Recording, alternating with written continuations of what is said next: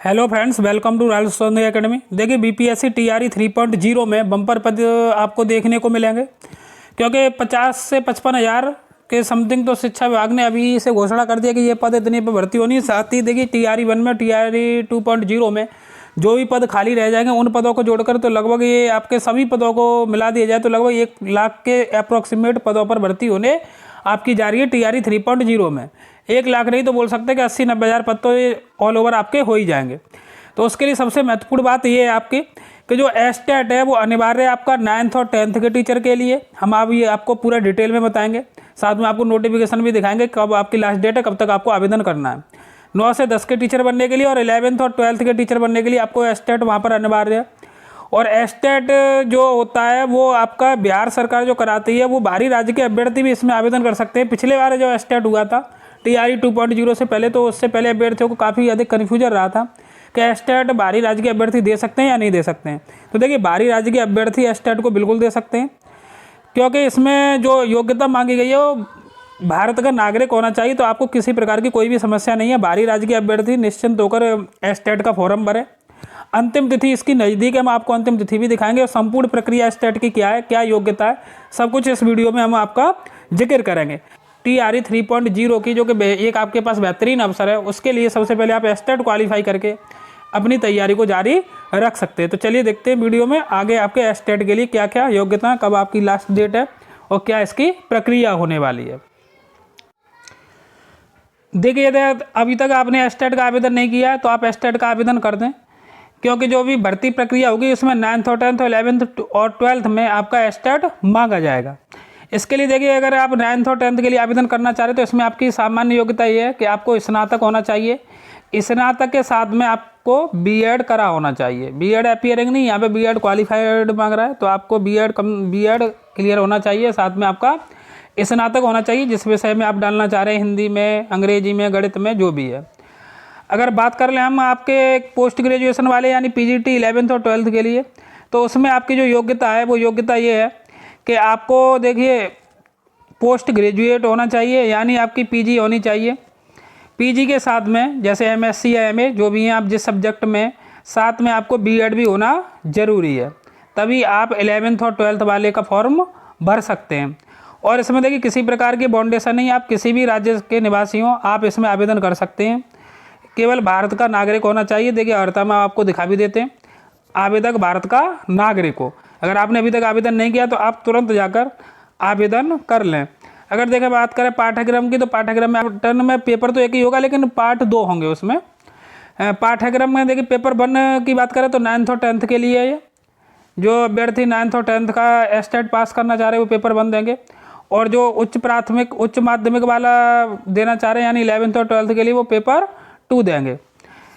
प्रश्न पत्र पैटर्न जो होगा उसमें देखिए बोला गया कि माध्यमिक शिक्षक पात्रता परीक्षा में पूछे जाने प्रश्नों में 100 अंक निर्दिष्ट विषय वस्तु से होंगे।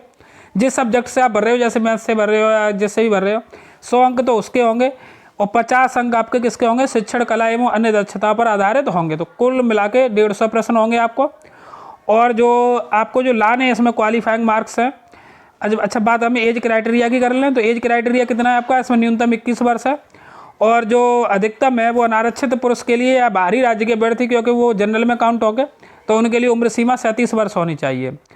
और जो उम्र सीमा है उसकी जो गणना की जानी है वो दिनांक 1/8/2024 को ये उम्र सीमा की गणना की जानी है। अनारक्षित महिला की देख सकते हो आप 40 वर्ष, पिछड़ा वर्ग पुरुष एवं महिला की 40 वर्ष है। इस प्रकार से आप एज को देख सकते हैं।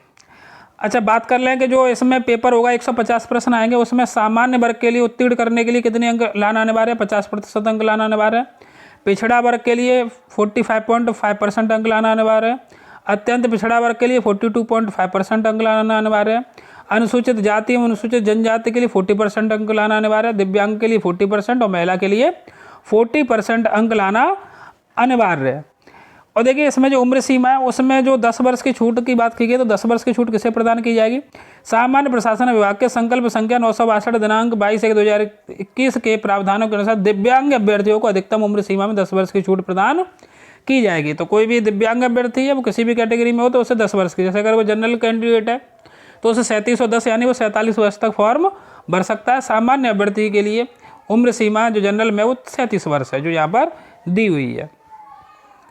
अगर आप पेपर 1 के लिए आवेदन कर रहे हैं तो 960 रुपये, पेपर 1 एवं पेपर 2 दोनों के लिए आवेदन करेंगे तो आपके लिए 1440 रुपये। सामान्य वर्ग एवं आर्थिक रूप से कमजोर सामान्य पिछड़ा वर्ग और यानी EBC और BC और EWS और जनरल के लिए, ये SC ST के लिए फीस दी हुई है। तो ऑल ओवर जो फिर देखिए यहाँ पे जो बात है वो पैटर्न नॉर्मलाइजेशन इस प्रकार की दी गई है। तो कहने का मतलब ये है कि अगर आपने अभी तक आवेदन नहीं किया और अगर आप BPSC TRE 3.0 में अपनी एक सीट पक्की करना चाहते हैं तो आप STAT का फॉर्म अगर नहीं भरा है तो जल्दी से जल्दी फॉर्म भर दें। इसके हम आपको लास्ट डेट भी दिखा देते हैं, लास्ट डेट कब है। देखिए ऑनलाइन परीक्षा आवेदन पत्र भरने एवं परीक्षा शुल्क जमा करने के लिए तो उक्त परीक्षा में सम्मिलित होने हेतु केवल निर्धारित अर्हता रखने वाले अभ्यर्थियों में से सिर्फ ऑनलाइन के माध्यम से परीक्षा आवेदन पत्र एवं परीक्षा शुल्क दिनांक 14/12/2023 से शुरुआत हुई है इसकी आपके, और 2/1/2024 आपकी इसमें अंतिम तिथि है। तो अंतिम तिथि काफ़ी नज़दीक है, तो तुरंत ही आप अपना STAT का फॉर्म फिल कर लें। यहाँ पर जो आपके 150 क्वेश्चन आएंगे, 1 अंक का 1 क्वेश्चन होगा, इसमें कोई भी नेगेटिव मार्किंग नहीं होती है। हमने आपको क्वालिफाइंग मार्क्स बता दिए हैं, तो आप उतने नंबर लाकर STAT को क्वालिफाई करके 9th और 10th और फर्स्ट ईयर और इंटर में फॉर्म डालने के लिए एलिजिबल हो जाएंगे। अन्यथा के केस में आप 9th और 10th और 11th और 12th में अगर आपके पास STAT नहीं है तो आप फॉर्म फिल नहीं कर सकते हैं। और जो CTET के लिए जो आवेदन करते हैं, जिनके पास CTET होता है वो केवल 1 to 5, जिनके पास DLED और CTET है वो 1 to 5 में आवेदन कर सकते हैं, और जिनके पास BEd हो या DLED हो और उच्च प्राथमिक का CTET हो वो आपके 6 to 8 में आवेदन कर सकते हैं। तो चलिए, अगर आपको वीडियो अच्छा लगा हो तो वीडियो को अधिक से अधिक लाइक करें, चैनल को सब्सक्राइब करें। ओके, धन्यवाद।